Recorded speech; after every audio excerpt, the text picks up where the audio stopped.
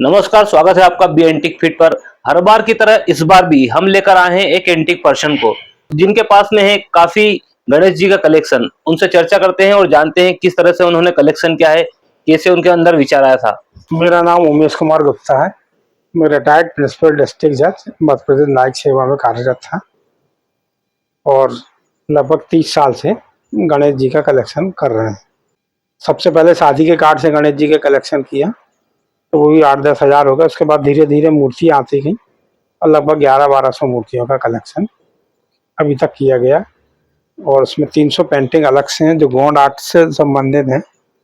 इसके अलावा मधुबनी, काली घाट, पट्टचित्र कथा आदि पेंटिंग का भी कलेक्शन गणेश जी से, सिर्फ गणेश जी से संबंधित किया गया है। जब शुरू में क्या देखा अपन ने, शादी के कार्ड जो है वो ऐसे लोग फेंक देते थे, नाली आली में पड़े रहते थे। तो किसी भी धर्म में ऐसा भगवान का अपमान नहीं होता। तो उसको देख के लगा कि अपन को ये गणेश जी के कार्ड इकट्ठा करना चाहिए।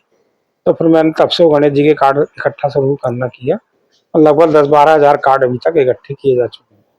सर, जिस प्रकार से शादी कार्ड आपने देखे हैं कि लोग फेंक देते हैं, तो आप क्या कहना चाहेंगे दर्शक के माध्यम से? ये कहना, या तो आप कार्ड में भगवान की फोटो नहीं छपाओ, और फोटो छपा तो उनको सुरक्षित रखो, और अगर आप नहीं रख सकते तो हमें दे दो, तो हम उनको सुरक्षित रख के गणेश जी काट लेंगे, कार्ड का उपयोग कर लेंगे। और आपको बताना चाहेंगे सर, भूतपूर्व काफी समय पहले बॉडी बिल्डर भी रह चुके हैं और एमपी स्टेट तक उन्होंने खेला है। सर, थोड़ा बॉडी बिल्डिंग के बारे में बताएंगे। आज के जो दौर में बॉडी बिल्डिंग चल रही है तो उसमें आपने कैसे बॉडी बिल्डिंग की थी? किस तरह का आपका खान पान था? कैसे आपके गुरु जो भी थे जो बताते थे कि हमको इस तरीके से डाइट लेना चाहिए, और आज की जो डाइट है, जिम के अंदर जाते से ही एक्सरसाइज स्टार्ट हो जाती है और ट्रेनर बोलते हैं कि ये डिब्बा खाना है, ये लेना है। और आपके समय पर कैसा था? सर की जमाने की तस्वीर है जिसमें सर ने बॉडी बिल्डिंग की हुई है, चैंपियनशिप जीते हैं।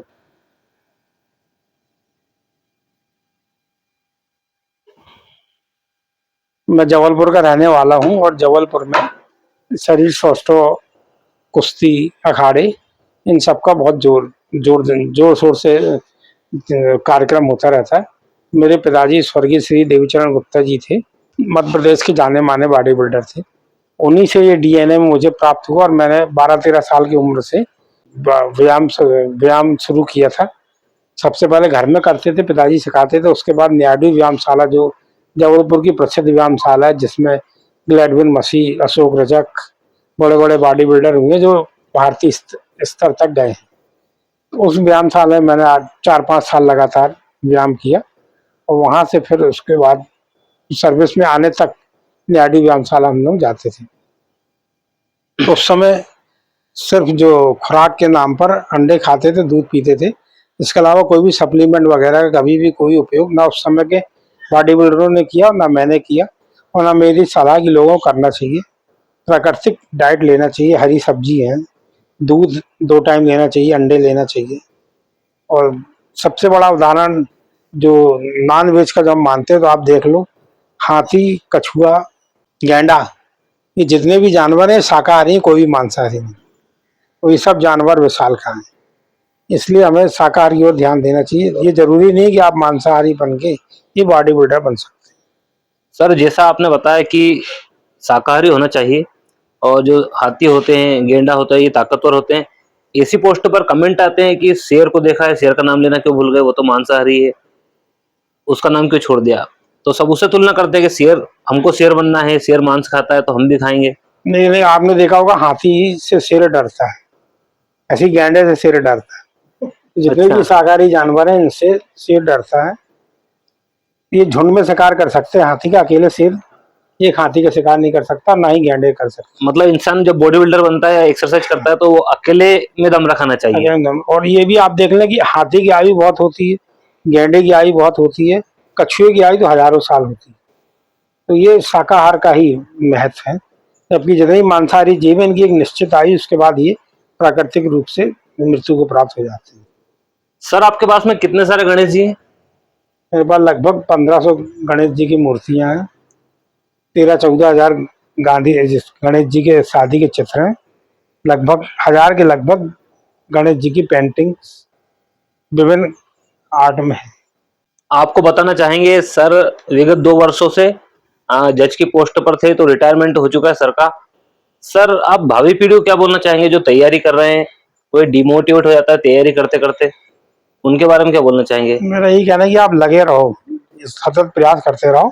कोई लोग जो आप पढ़ाई करते हो जिंदगी में कहीं ना कहीं काम आती है। ये मेरा अनुभव रहा है। जैसे हम लोग पढ़ते थे तो जनरल नॉलेज में पेपर पढ़ते थे, जनरल नॉलेज उसको एक डायरी में लिख लेते थे। वो जनरल नॉलेज बाद में जाके जब हमने कंपटीशन दिए तो उसमें बहुत काम आई। तब हमें लगा कि हम जितना भी हमने समय पढ़ाई में दिया वो सब काम आता था।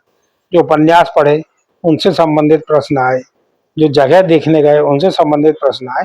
इस तरीके से पूरा जो पूरी जिंदगी में अगर आप लगे रहोगे तो कहीं ना कहीं ज्ञान जो है वो आपको काम आएगा। ये अपना सोचना बेकार है कि हम ये पढ़ना है कोई काम का नहीं, पेपर पढ़ते हैं कोई काम का नहीं, न्यूज़ पढ़ते हैं दिन भर वो न्यूज़, तो वो हमें सिर्फ काम की चीज़ छाँटनी है, कचरा हमें अलग कर देना है। सर जिस प्रकार से लोग पढ़ाई करते हैं स्टूडेंट पढ़ते-पढ़ते पास नहीं हो पाते, ये कुछ अंकों से रह जाते हैं और ये आजकल सिलसिला कॉम्पिटिशन का चला है तो ये 10th 12th इन पर भी हावी है और बच्चे सुसाइड कर लेते हैं मतलब कम अंक आने पर। तो सुसाइड ना करें इसके बारे में कुछ आप आपकी राय दीजिए? इसको हम इसको हम जिसको हम असफलता बोलते हैं, असफलता नहीं है, ये सफलता की ओर बड़ा कदम है। जैसे हम 1-2 नंबर से रह गए तो हमारा ये है कि हम सफल तो हुए, लेकिन अब हमें दो दो प्रयास और करने हैं तो हम सफल हो जाएंगे। तो ये हम उसको असफल समझ के जो है निराश होते हैं, नकारात्मक दृष्टिकोण अपनाते हैं, ये गलत है। हमें ये मानना चाहिए कि हम 2 सीढ़ी ऊपर पहुंच गए, अगली बार और पढ़ेंगे तो हम 2 सीढ़ी और ऊपर पहुंच के जाए, मेरिट में आएंगे।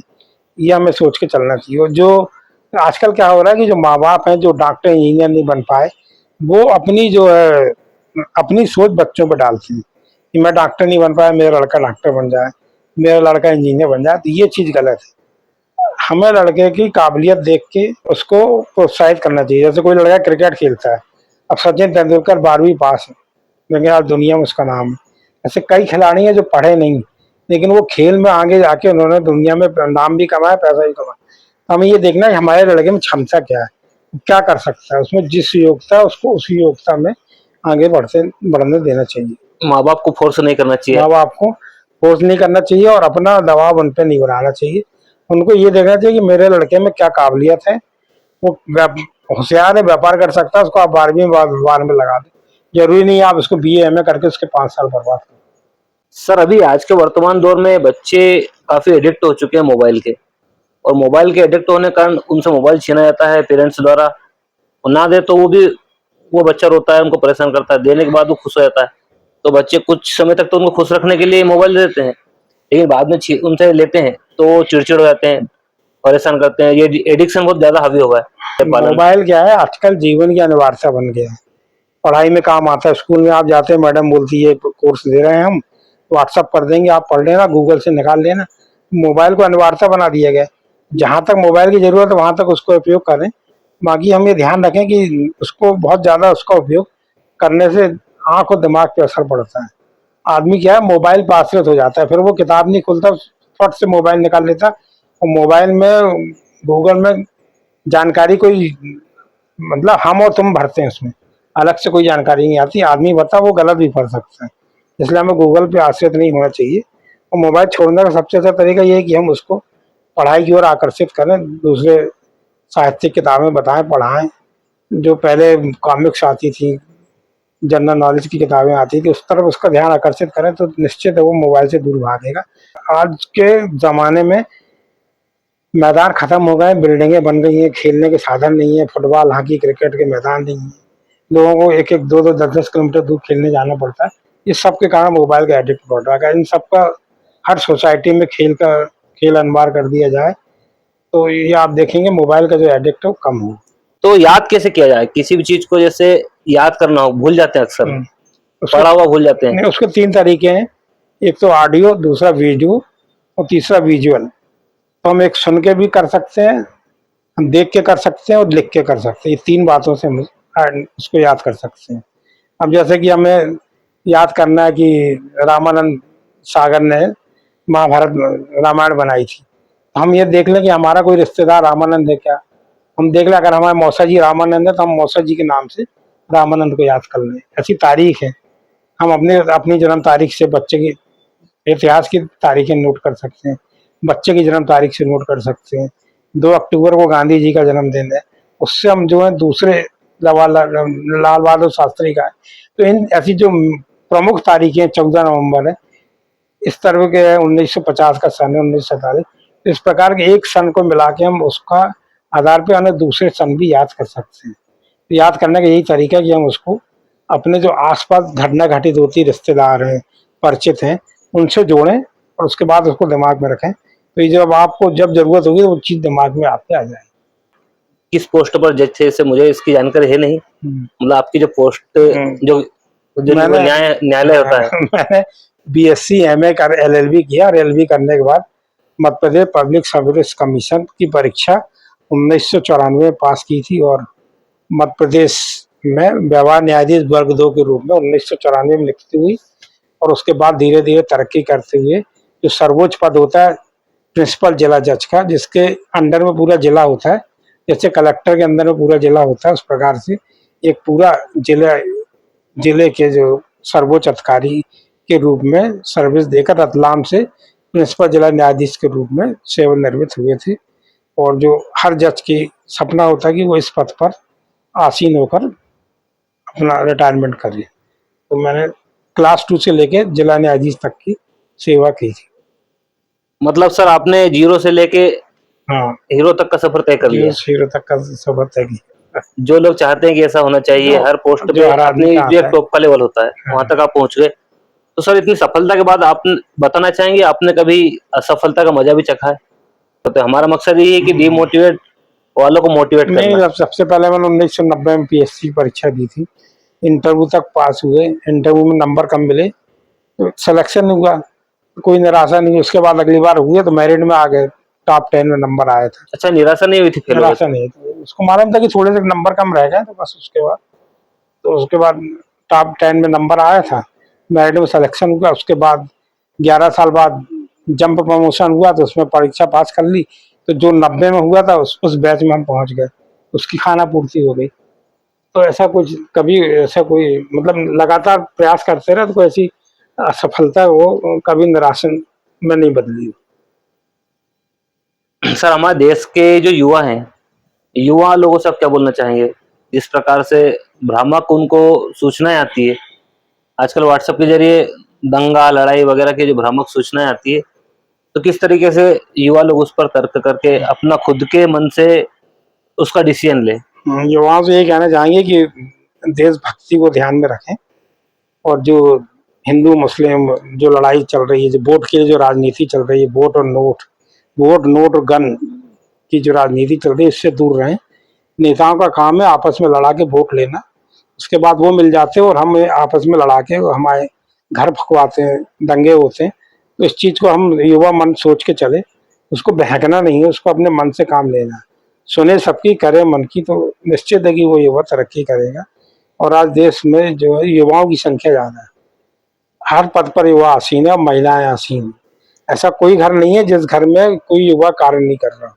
ये आधुनिक भारत का परिणाम है कि हर घर में रोजगार है और हर युवा नौकरी कर रहा है, बेंगलोर, दिल्ली, बम्बई, कलकत्ता जैसी जगहों पे कार्यरत है। तो ये मतलब ये कि युवाओं को पथभ्रष्ट नहीं होना है, उनको दिशा निर्देशक बन के आगे बढ़ाना है। सर लड़कियों के बारे में क्या बोलना चाहेंगे जिस तरीके से वो आजकल ब्रेन वॉश का शिकार हो रही हैं, उनकी सशक्तिकरण के बारे में?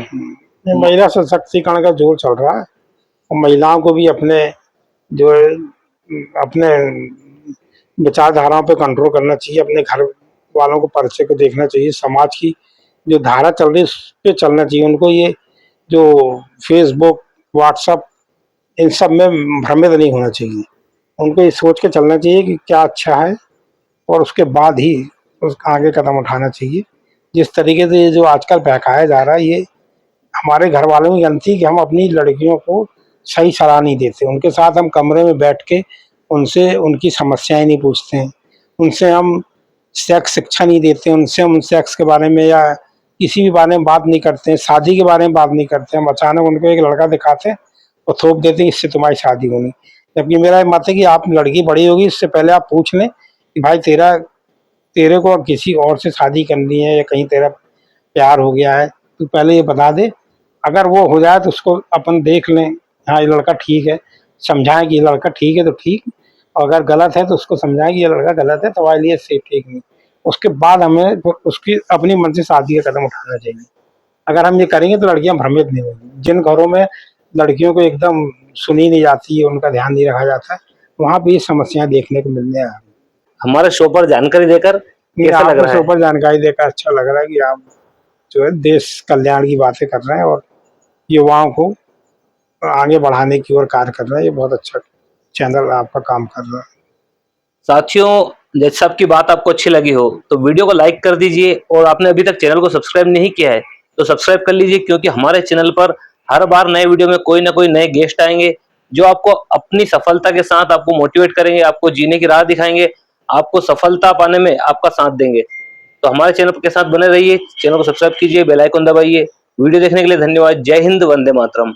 और अभी हम देखते हैं सर की जो गैलरी है, आर्ट गैलरी, गणेश जी की जो गैलरी है वो आपको दिखाएंगे, पूरी दिखाएंगे। उनका घर पूरा एक म्यूजियम की तरह बना हुआ है, और गणेश जी छोटे छोटे आकार से लेकर बड़े बड़े आकार के यहाँ पर आपको गणेश जी देखने को मिलेंगे।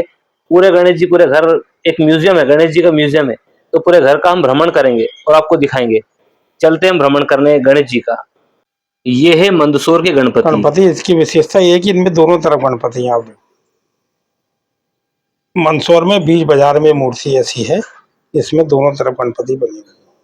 अब हम आपको दिखाएंगे गणेश जी की एक से बढ़कर एक अद्भुत प्रतिमा, गणेश जी के एंटिक वेरिएशन। हमारे भोपाल में भारत के प्रसिद्ध पुरातत्व शास्त्री श्री नारायण व्यास रहते हैं, और उनके द्वारा ये गणेश जी अपने जीवन काल में बनाए गए थे। जब उन्होंने मेरा संग्रह देखा तो ये पत्थर के गणपति उन्होंने मुझे भेंट किए हैं। तो ये श्री नारायण व्यास के द्वारा निर्मित गणपति हैं, जो कि मेरे लिए एक अमूल्य भेंट है। पत्थर के गणेश स्वरूप को उन्होंने गणेश का आकार दिया गया है। साथियों, आज के इस वीडियो में हम आपको इतनी कोटि के गणेश जी दिखाएंगे, उनके दर्शन कराएंगे। ऐसे गणेश जी दिखाएंगे जिनके दर्शन आपने कभी किए ही नहीं होंगे। ये देखिए, पत्थर में गणेश जी किस प्रकार से बनाए गए हैं, इसको देखिए, आप ध्यान से देखिए, आपको हर एक जगह गणेश जी नजर आएंगे। ये देखिए कितने अद्भुत गणेश जी हैं। देखिए आप किस तरह से इनको निर्मित किया गया है, क्या विचारधारा होगी, किस तरह सोचकर इनको निर्मित किया गया होगा। ये भी डॉक्टर नारायण व्यास के द्वारा प्लास्टिक की छोटी छोटी बोतलों से बनाए गए हैं। डॉक्टर नारायण जी व्यास के द्वारा बनाए गए ये गणेश जी देखिए, प्लास्टिक के सामान से इनको निर्मित किया गया है। और चूहा देखिए आप, ये चूहा है उनका। ये वीर गणपति हैं, 20 भुजा धारण किया हुआ गणपति, युद्ध करने के लिए, राक्षस का वध करने।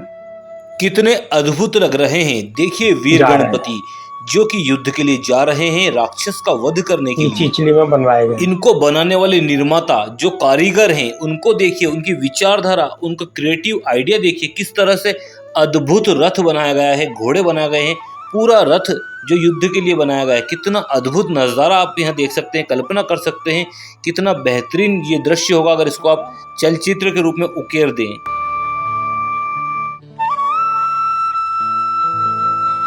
ये विष्णु गणपति हैं, उसके बाद ये गोबर के गणपति हैं, ये वरहा गणपति, वरहा रूप, ये वाले। वो ये खुर्जा जो है अलीगढ़ के पास, जहाँ पर चीनी मिट्टी का काम होता है, ये खुर्जा चीनी मिट्टी के गणपति। ये सभी साथियों, आप कल्पना कर सकते होंगे जहां एक गणेश जी होते हैं, कितनी सकारात्मक वहां की एनर्जी होती है, वहां की शक्ति होती है, वहां का वातावरण कैसा होता है।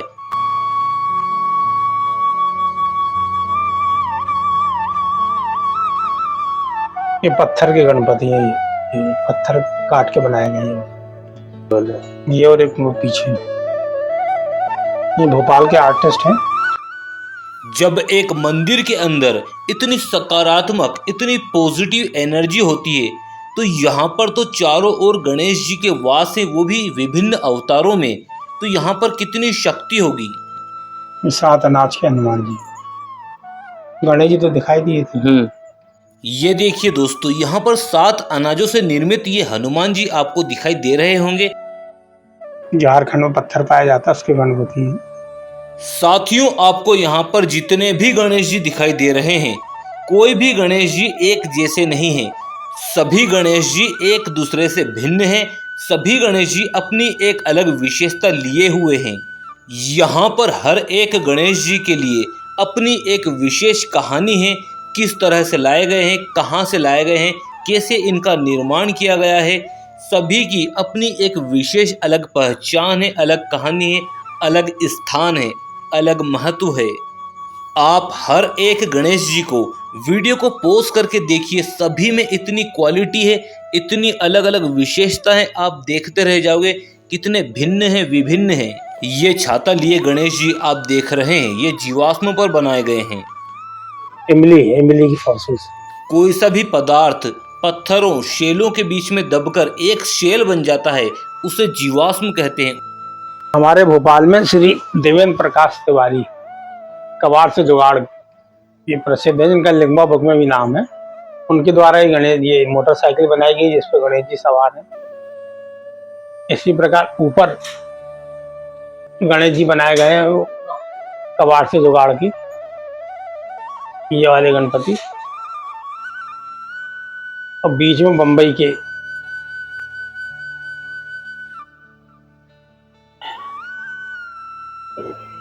के राजा हैं बीच में, ये वाले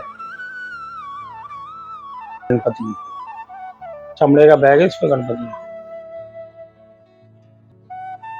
ये भोपाल के पास जो नरसिंहगढ़ जगह है, वहां पे पत्थर में इस प्रकार के गणपति बनाए जाते हैं, नरसिंहगढ़ के गणपति। और जो ऊपर है ये तिरुपति आंध्र प्रदेश के गणपति हैं, जो एक ही लकड़ी पर काट कर बनाए जाते हैं, और इस प्रकार का आर्ट सिर्फ तिरुपति आंध्र प्रदेश में ही है।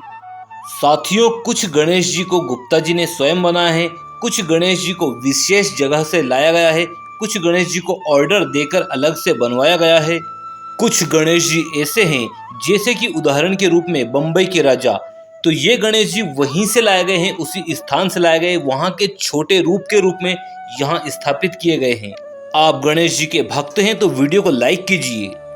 कलकत्ता में देवी की पूजा की जाती है, उसी के आधार पर इन गणेश जी का निर्माण किया गया है, और मुकुट जो देवी जी धारण करती वैसा ही मुकुट इनको पहनाया गया है। साथियों, जज साहब के पास में गणेश जी का संग्रह बहुत ही ज्यादा मात्रा में है, इसलिए एक वीडियो में दिखाना संभव नहीं है, इसलिए अगले पार्ट में हम और भी गणेश जी आपको दिखाएंगे। ये ऑयल पेंटिंग है, गोंदिया के प्रसिद्ध लेमे आर्टिस्ट ने बना के दी, और ये केरल का मोराल आर्ट है, ये वाला ये केरल का प्रसिद्ध आर्ट है, जो मुद्गल पुराण और गणेश पुराण में दिए गए 32 प्रकार के ये गणपति होते हैं। दोस्तों, वीडियो अच्छा लग रहा हो तो लाइक करें, कमेंट में जो भी आपको विचार आ रहे हैं वो लिखिए। गणेश 8 प्रकार के गणपति अलग होते हैं। बारे में चैनल को सब्सक्राइब नहीं किया है तो सब्सक्राइब करें, बेल आइकन दबाना ना भूलें। पूरा वीडियो देखने के लिए धन्यवाद। मिलते हैं अगले पार्ट में, तब तक के लिए जय श्री गणेश, श्री गणेशाय नमः। इस प्रकार 12 प्रकार के गणपति अलग हो गए, 32 से 12 44 और अष्टविनायक, वैसे 52 प्रकार के गणपति। इनकी असंख्य मूर्तियां, असंख्य फोटो, असंख्य पेंटिंग हमें देखने को मिलती है। आप इन विभिन्न प्रकार के गणेश जी को देख सकते हैं, कितनी विभिन्नताएं इनके अंदर, और इनके नाम भी आप देख सकते हैं, कितने अलग अलग प्रकार के गणेश जी हैं ये। साथियों, आप भी इस तरह की पहल कर सकते हैं। जो भी पत्रिका आती है उनको घर से बाहर ना फेंकने के बजाय आप उनका कलेक्शन कर सकते हैं, भगवान का अपमान होने से बचा सकते हैं। यदि आपके पास में भी किसी भी प्रकार का कलेक्शन है, संग्रह है, तो आप हमसे संपर्क कर सकते हैं, कमेंट कर सकते हैं। यदि आप आपके जीवन की यात्रा से, संघर्ष से, अनुभव से हमारे दर्शकों को मोटिवेट करना चाहते हैं, उनको प्रेरणा देना चाहते हैं, तो आप हमसे संपर्क कर सकते हैं।